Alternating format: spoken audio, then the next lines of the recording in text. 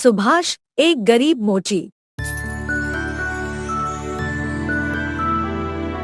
जीवन के सामान्य रूप से मुश्किल समयों का सामना कर रहा था। उसका रोजगार था लोगों के जूतों और चप्पलों की मरम्मत करना, जिससे उसकी रोजी रोटी चलती थी। गरीबी के बावजूद सुभाष का दिल हमेशा दूसरों की मदद के लिए बेताब रहता था। एक दिन गांव की गलियों में फिरता हुआ सुभाष को एक अंधा आदमी नजर आया। वह आदमी भूखा और असहाय दिखता था। उसने सुभाष से कुछ खाने के लिए मांग की। सुभाष की आत्मा ने उसकी मदद करने का निर्णय किया और उसने अपनी कमाई का एक हिस्सा निकालकर भिखारी के लिए भोजन खरीदा।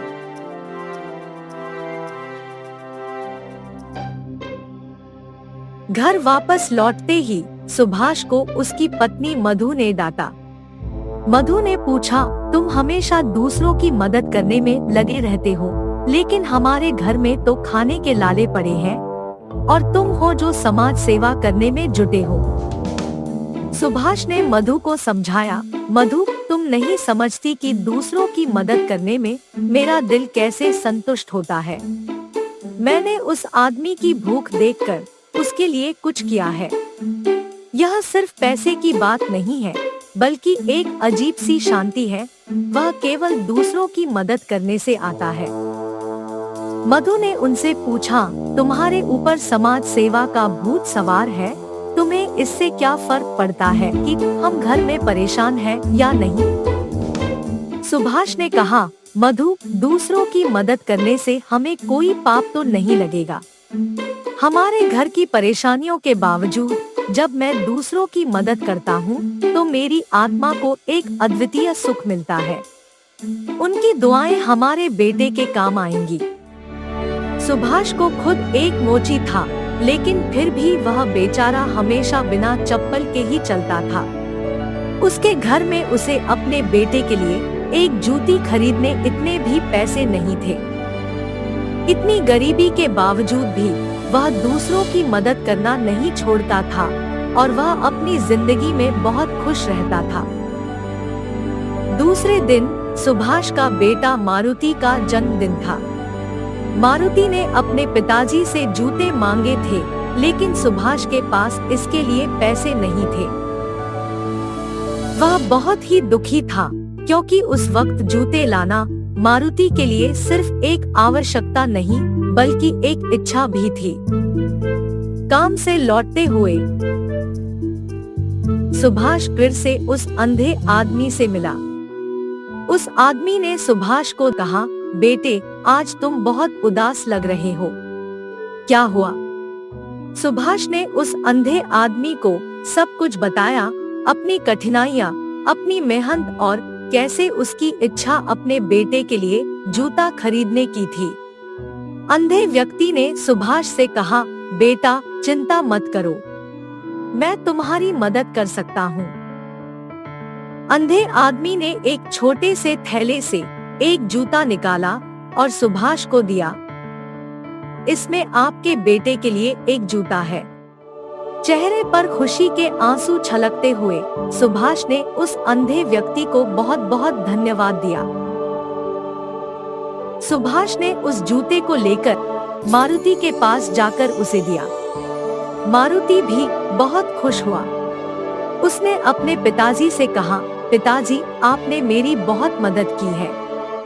मैं इस दौड़ में जरूर जीतूंगा। दौड़ के दिन मारुति ने उस दौड़ में हिस्सा लिया। उसने बहुत अच्छी दौड़ लगाई। मारुति ने पहला स्थान हासिल किया और विजेता के रूप में सम्मानित किया गया। सुभाष ने उसकी कड़ी मेहनत और संघर्ष को देखकर गर्व महसूस किया। उसका बेटा उसके प्रेरणा स्रोत बन गया था और उसने दिखाया कि संघर्ष में भी जीत हो सकती है। मारुति की विजय के बाद सुभाष का जीवन भी कुछ बदल गया। लोगों ने उसकी नेकियों को देखकर उसे समर्थ और बड़े हृदय से माना। वह और भी लोगों की मदद करने के लिए प्रेरित हुआ और अपने क्षमताओं का सही उपयोग करने का निर्णय लिया। मधु, जो पहले उसे समझाने वाली थी, ने भी उससे माफी मांगी और उसकी नेकियों की सराहना की। उसकी बहादुरी और दया ने गांव को एक सशक्त समाज में बदल दिया। इस कहानी से हमें यह सीखने को मिलता है कि जीवन की मुश्किलों में भी अगर हम दूसरों की मदद करने का संकल्प करते हैं, तो इससे हमारी खुद की जिंदगी में भी सुख शांति बनी रहती है। भलाई करने में हमें सफलता का अनुभव होता है और यह एक अद्वितीय सुख मिलता है जो किसी और रास्ते से नहीं मिल सकता। बांस का तंदूरी चिकन। ये कहानी कुछ साल पहले के एक गांव की है, जहाँ की सड़कों पर खुशबूदार मिट्टी और छायादार पेड़ पौधों की घनी चादर बिछी रहती थी। यहाँ के लोग हर किसी को जानते थे। गांव का राजा, राजपुरोहित, गरीब, अमीर सभी एक ही स्थान पर जाकर स्वयं भोजन करते थे।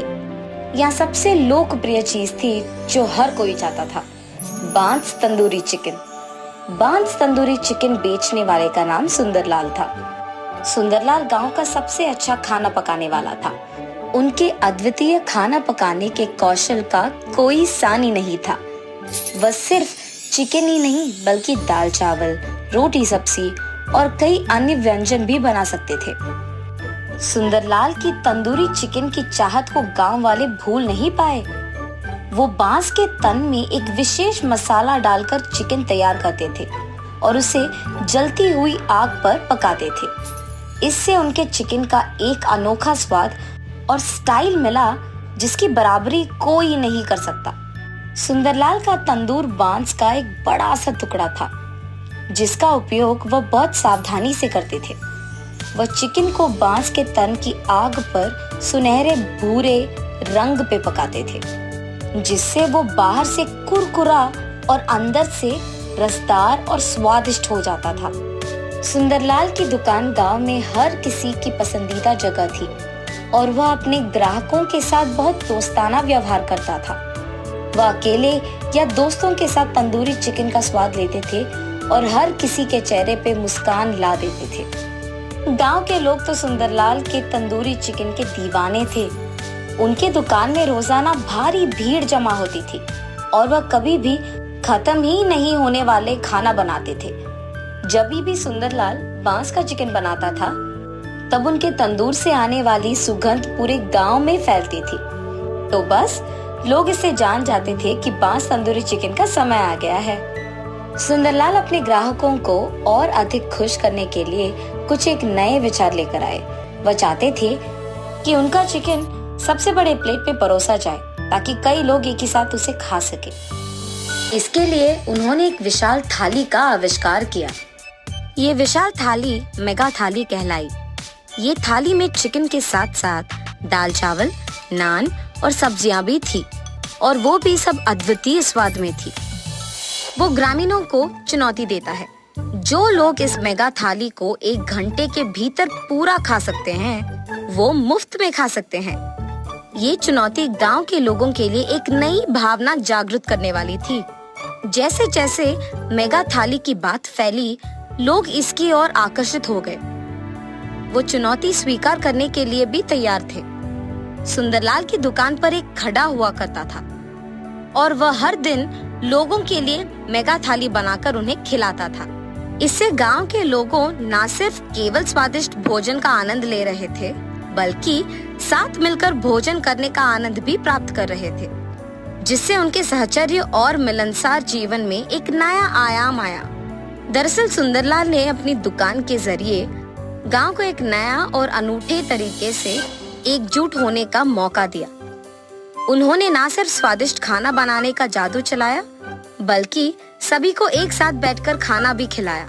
ग्रामीणों के लिए सुंदरलाल की दुकान का भोजन न केवल अनूठे स्वाद का स्रोत था, बल्कि एक साथ आने का अवसर भी था, जिससे उनकी भाईचारा और गांव की एकता और भी मजबूत हुई। सुंदरलाल ने सिखाया कि एक छोटी सी दुकान भी बड़ा बदलाव ला सकती है, साथ आने का मौका दे सकती है। उन्होंने अपने गांव के लोगों को एक साथ आने का महत्व और एक साथ भोजन करने का आनंद लेने का महत्व सिखाया। इस कहानी से हमें ये सीख मिलती है कि किसी भी छोटी से कार्य से भी हम अनूठे और सकारात्मक बदलाव ला सकते हैं और साथ मिलकर जीवन का आनंद ले सकते हैं। सुंदरलाल ने अपनी कठिनाइयों का सामना किया और उन्हें सकारात्मक और सफल दिशा में बदल दिया। उन्होंने दिखाया कि एक छोटी सी दुकान भी बड़ा पहचान बना सकती है और साझेदारी की ओर में मजबूत बना सकती है। हीरापुर नामक एक सुंदर गांव था। उसी गांव में संतोष नामक एक आदमी विशेष तरह का चिकन मंडी बिरयानी बनाकर उसी गांव में बेचता था। एक दिन वो चिकन मंडी बिरयानी बनाकर बेचने लगता है। चिकन मंडी बिरयानी, विशेष चिकन मंडी बिरयानी, आइए बाबू आइए। ऐसा चिकन मंडी बिरयानी आपको और कहीं नहीं मिलेगा, इसीलिए जल्दी से आइए और खाइए। एक चिकन मंडी बिरयानी का सिर्फ 250 रुपए। जल्दी आइए बाबू, जल्दी आइए। उसके ऐसे चिल्ला चिल्ला कर बेचने के कारण आते जाते लोग उसी के मंडी के दुकान जाकर वहाँ बिरयानी को खरीद कर खाते थे। अरे संतोष, तुम्हारे तरह ये विशेष बिरयानी और कोई नहीं बना सकता। कितना ताजा और कितना स्वादिष्ट है ये बिरयानी, सच में तुमने कमाल कर दिया। ये तो मुझे पता है कि मेरे तरह इस विशेष चिकन मंडी बिरयानी को यहाँ और कोई नहीं बना सकता। ये कह के वो उसके दुकान आए हुए मेहमान को बिरयानी देते हुए रहता है। ऐसे ही इसके स्वादिष्ट बिरयानी बनाने के कारण उसके ही नहीं बल्कि आसपास के सारे गांव वाले भी संतोष के मंडी दुकान आके ही बिरयानी खाते थे। इसी कारण उसका दुकान बहुत कम समय में बहुत ही प्रमुख जगह बन जाता है और ऐसे ही उसे बहुत पैसे भी मिलते थे। अब इतने पैसे उसकी आंखों के सामने देखकर संतोष समझ गया था कि उसके जैसे बिरयानी आसपास में कोई नहीं बना पाएगा और इसी कारण उसे घमंड भी आ जाता है। इसीलिए वो आए हुए मेहमानों से घमंड होके बात करता था। ऐसे कुछ दिन बीत जाते हैं। फिर संतोष का बेटा वसंत उसके पास आता है। पिताजी, मुझे डिग्री में बहुत अच्छी संख्या मिली है। मैं चाहता हूँ कि ऊंची पढ़ाई करके पुलिस बनूं। अरे मेरा बेटा तो बड़ा बन गया है, अब इसको पढ़ाने की क्या जरूरत है। ये अगर मेरे ही साथ काम करेगा, यहाँ व्यापार संभालेगा तो हम और पैसे कमा पाएंगे। वैसे भी मैं अकेले कोई काम नहीं कर पा रहा हूँ, मुझे मदद में एक हाथ तो चाहिए ही। और तो और मैं अपने बेटे को काम सिखाकर उसे अपने पास ही रख सकता हूँ ताकि वो मुझे काम में भी मदद करे और इस व्यापार को संभालने में भी। वसंत, तुम्हें पुलिस बनने की कोई जरूरत नहीं है। हमारे पास उतने पैसे भी नहीं हैं कि तुम्हें पढ़ाऊं। इसीलिए यही बेहतर है कि तुम मेरे साथ व्यापार में साथ दो और यहाँ दुकान में मुझे मदद भी चाहिए। और तो और ऐसे हमारे व्यापार को संभाल के मेरे साथ मदद करते हुए काम करोगे तो पुलिस की नौकरी की वेतन से बहुत ज्यादा कमा पाओगे। और कब समझोगे बेटा, मेरे साथ काम करो, ज्यादा पैसे कमाओ और खुश रहो। अब चुपचाप कल से यहाँ शुरू हो जाओ, ठीक है? क्या मैं अपना पढ़ाई रोककर पापा के साथ मंडी की बिरयानी बना के उसे बेचूं? हाँ, अब अगर पापा की बात नहीं सुनूंगा तो वो बहुत बुरा मान जाएंगे, तो अब करना ही पड़ेगा और उनका बात सुनना ही पड़ेगा। यही सोचते हुए वो निराश होकर अपने घर चले जाता है और इस सोच में पड़ जाता है कि वो क्या करे। अरे हाँ, मैं ऐसा कर सकता हूँ। मैं पापा के साथ सुबह दुकान में उनकी मदद करूँगा और शाम को घर लौटते ही अपनी पुलिस ट्रेनिंग के लिए तैयार हो जाऊंगा। पैसे मैं पापा को पता चले बिना माँ से ले लूंगा। ऐसे तो पापा भी खुश रहेंगे और मैं भी। ऐसे ही उसके बाद उसके फैसले के मुताबिक ही वसंत दिन में अपने पापा के साथ और उनकी मदद करते हुए रहता था और रात में उसकी माँ की सहायता से पुस्तकों को खरीदकर पुलिस बनने की तैयारी करता था। ऐसे कुछ दिन बीत जाते हैं। फिर उसकी परीक्षा का वक्त आता है। परीक्षा के दिन सुबह वो उसके पिता के साथ दुकान नहीं जाता है, बल्कि वो अपना परीक्षा खत्म करके वहाँ से दुकान चले जाता है और हर रोज की तरह उसके पिता की मदद करने लगता है। लेकिन रात भर की पढ़ाई के कारण उसे बहुत नींद आने लगती है और वो दुकान में काम करने के बजाय गहरी नींद आने के कारण टेबल पे सो जाता है। टेबल पे सो जाना वसंत के पिता संतोष देखते हैं और गुस्से में उसके पास जाकर ऐसे कहते हैं, वसंत, वसंत, सुबह सुबह तुम्हें नींद क्यों आ रही है? तुम रात भर सोए नहीं? जी पापा, वो मुझे नींद आ गई अचानक तो मैं सो गया। माफ कीजिए, मैं काम करना शुरू कर दूंगा। वसंत, तुम ऐसे ही करोगे तो अमीर छोड़ो नालायक बन जाओगे। और इतना ही नहीं, ये दुकान ही हमें वो पैसा देगा जिसके सपने हम देख रहे हैं। ऐसे ही सोते रहोगे तो सपना सच कब करोगे? ऐसे गुस्से में उसको डांटकर संतोष वहाँ से चले जाता है। वसंत की परीक्षा खत्म हो जाने के कारण वो अगले दिन से हर रोज की तरह उसके पिता के दुकान जाकर सारे काम वैसे के वैसे ही करने लगता है और उसके परीक्षा के परिणाम का इंतजार भी करता है। कुछ दिन बाद उसके परीक्षा के परिणाम आ जाते हैं। उसमें वसंत के अच्छे मार्क्स आने के कारण उसे जल्द ही पुलिस की ट्रेनिंग के लिए जाने की जरूरत पड़ जाती है। तो इसका मतलब ये हुआ कि मेरे कहने के बावजूद तुमने पढ़ाई करके पुलिस की नौकरी के लिए कोशिश किया है। मैंने तुम्हें बहुत बार समझाया कि उससे ज्यादा पैसे हमारे इस व्यापार में आएंगे। चलो छोड़ो, तुम्हें तो वैसे भी ये बातें समझ में नहीं आएंगी। अब से तुम्हारे बिना भी यही व्यापार अच्छा चलेगा और अकेले ही मैं इसे खूब चला सकता हूँ। तुम्हारे आने या जाने से कोई फर्क नहीं पड़ता है और अब से तुम्हारा घर में रहना या ना रहना तुम्हारी मर्जी है। इससे मुझे कोई फर्क नहीं पड़ेगा। अब से मुझे तुम्हारी जिंदगी के बारे में कुछ भी नहीं पता चलना है। तुम्हें जो करना है करो। ऐसे गुस्से में वसंत पे क्रोधित होकर संतोष वहाँ से चले जाता है। काश पापा समझ पाते कि पुलिस की नौकरी मेरे लिए बहुत जरूरी है और यही मेरा ख्वाब है, मेरा सपना है और मैं सिर्फ यही करना चाहता हूँ। अब नहीं समझ पा रहे हैं। आशा करता हूँ कि पापा कभी न कभी मेरी इस बात को, इस सपने को समझ पाएंगे। पर अगर अब मैं इनके लिए ये नौकरी छोड़ दूंगा तो आगे कभी नहीं कर पाऊंगा। इसीलिए मुझे देर नहीं करना होगा। अभी मुझे पुलिस की ट्रेनिंग के लिए चले जाना होगा।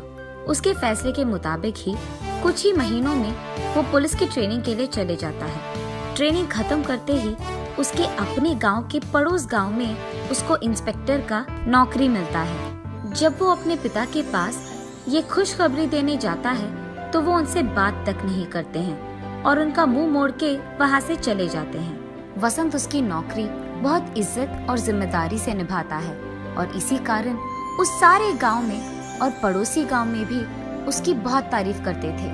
और यहाँ संतोष उसके दुकान में कोई भी नौकर नहीं लगाता है, अकेले ही सारे काम करते रहता है। और ये सब उसी गांव में रहने वाले दो आदमी दूर से देखते रहते हैं। संतोष को सारा दुकान और व्यापार अकेले संभालते हुए देख वो दोनों आदमी एक दिन जब संतोष उसके दुकान पे नहीं था, उस मौका देखकर उस दुकान को कब्जा कर लेते हैं। दुकान को लौटने के बाद जब संतोष देखता है कि उसके दुकान में दो नए लोग काम कर रहे थे, वो चौंक जाता है और उनसे जाकर पूछता है, आप इसी गांव के लोग हो ना? क्या आपको पता नहीं है कि ये मेरा दुकान है? आप यहाँ बिरयानी क्यों बना रहे हो? हाँ, ये हमारा दुकान है। तुम हमारे दुकान आकर हमसे ही पूछ रहे हो? तुम ये बताओ कि यहाँ क्यों आए हो? ऐसे हमारे दुकान को तुम्हारा दुकान कहोगे तो हम चुप नहीं बैठने वाले। उन आदमियों का ऐसे कहने के कारण संतोष चौंक जाता है और उसके पड़ोसी दुकान वाले के पास जाता है। भैया, आपको तो पता है कि ये मेरा दुकान है, तो ये लोग आ रहे थे, आपने उन्हें रोका क्यों नहीं? अरे वाह, जब हमें तुम्हारी जरूरत थी तो तुम बहुत घमंड थे। अब जब तुम्हें हमारी जरूरत आ गई तो हम क्यों तुम्हारी मदद करें? चलो जाओ यहाँ से। ये सुनकर वो बहुत निराश हो जाता है और उसी दुख में संतोष उसके घर चले जाता है और हर दिन यही सोचता है कि इस मुसीबत से वो बाहर कैसे आए। और ऐसे बहुत दिन बीत जाते हैं। कुछ दिन बाद संतोष को उसके पड़ोस गांव के दोस्त की याद आती है और उसके पास जाकर वो जो कुछ भी हुआ समझाता है। तब उसका दोस्त, अरे संतोष, इस बात के लिए इतना दुख? तुम चिंता मत करो, हमारे गांव का पुलिस अधिकारी जो है वो बहुत ही अच्छे इंसान है, सबकी मदद करते हैं। जब हमारे गांव वासी का बाइक खो गया था तब भी उस पुलिस इंस्पेक्टर ने हमारी बहुत मदद की थी और उस आदमी को उनका बाइक भी लौटा दिया। वो इतने अच्छे आदमी हैं, मुझे जरूर यकीन है कि वो तुम्हारा भी मदद करेंगे। चलो बिना कोई देरी के उनके पास चले जाते हैं। ये कहकर संतोष का दोस्त उसको उस पुलिस अधिकारी के पास ले जाता है। इंस्पेक्टर साहब, यही है मेरा दोस्त संतोष, और जो कुछ भी हुआ वो इंस्पेक्टर को बताता है। जब संतोष इंस्पेक्टर से मिलने जाता है, वहाँ अपने बेटे को देख संतोष चौंक जाता है और बिना कुछ बात किए वो वहाँ से चलने लग जाता है। पापा रुकिए, हमारे दुकान पे किसी ने कब्जा कर दिया, मैं उन्हें नहीं छोड़ूंगा, हम हमारी दुकान को वापस पाएंगे, चलिए। अरे संतोष, इंस्पेक्टर साहब तुम्हारे बेटे हैं, तुमने तो ये बात बताई भी नहीं। अरे अब चिंता करने की कोई जरूरत नहीं, तुम्हारा बेटा है, ये काम करके ही वापस आएगा, चलो हम भी उसके साथ जाते हैं। और ऐसे वो तीनों संतोष के दुकान के पास जाते हैं। वहाँ दो और लोगों को काम करते हुए देख, हम सालों से इस दुकान में काम कर रहे हैं, तुम्हारी इतनी जुर्रत कि तुम यहाँ कब्जा करके बिरयानी बना के बेच रहे हो, हमारी दुकान हमें वापस कर दो वरना तुम्हें तो मैं छोड़ूंगा नहीं। अरे साहब, हमें तो पता भी नहीं था कि ये आपका दुकान है, हमने इसका कब्जा कर दिया और उसके लिए हमें माफ कर दीजिए, हमें हमारी गलती का एहसास हो गया है, आप आपकी दुकान को वापस ले लीजिए, हम यहाँ से चले जाएंगे साहब। आइंदा अगर ऐसे ही किसी का दुकान या कुछ भी कब्जा किया तो देखना क्या होगा। जी साहब, माफ कीजिए। उसके बाद वसंत उसके पिता संतोष को और संतोष के दोस्त दोनों को उसके घर ले जाता है।